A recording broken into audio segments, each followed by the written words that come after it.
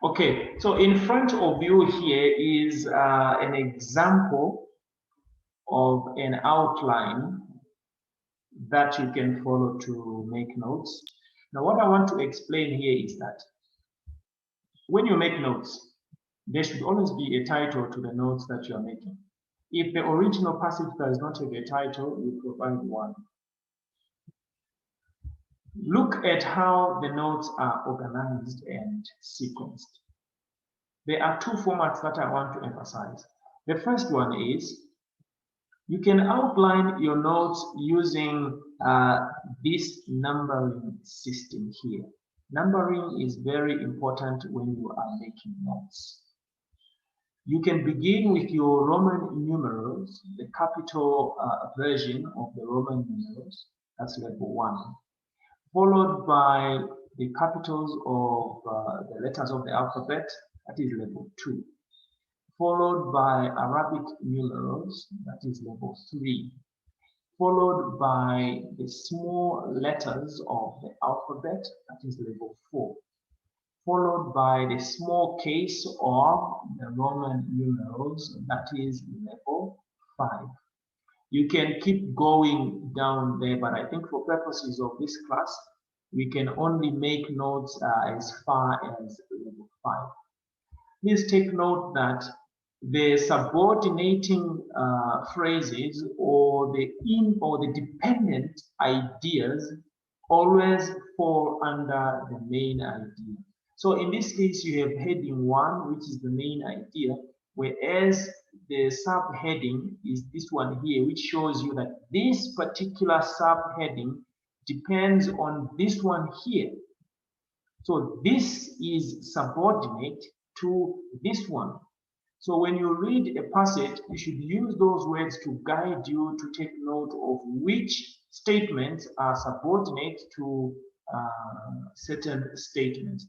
Of course, it's not always easy to determine subordination and coordination, but one of the reading skills that you need to have is to be able to point out the main ideas from subordinate ideas. This is just one way of doing it. So you can even see that these sub points here, they fall under this one. Without this one, we will not have this one if you follow this format of making notes. So the main ideas, they are written in Roman numerals, and they can be as many as the text is complex. And the same applies with the capitals of the alphabet. You can have A there if there's a subheading that supports this point. You can have B there if there's another important subheading there. If I can just move on and also show you another way of making your notes. You can use this numbering system where you just use Arabic numerals to write your notes. By Arabic numerals, I'm referring to the numbers 1, 2, 3, 4, 5 to 9.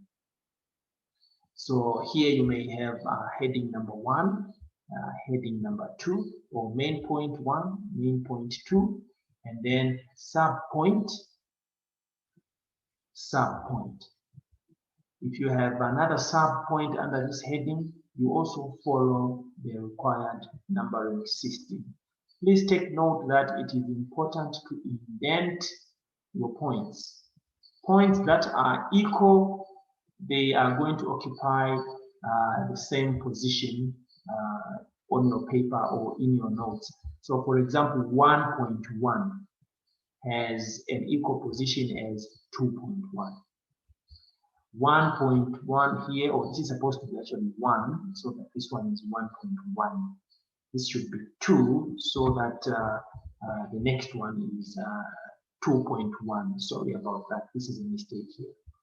So you can see here that number 1 is heading 1, and number 2 is heading 2.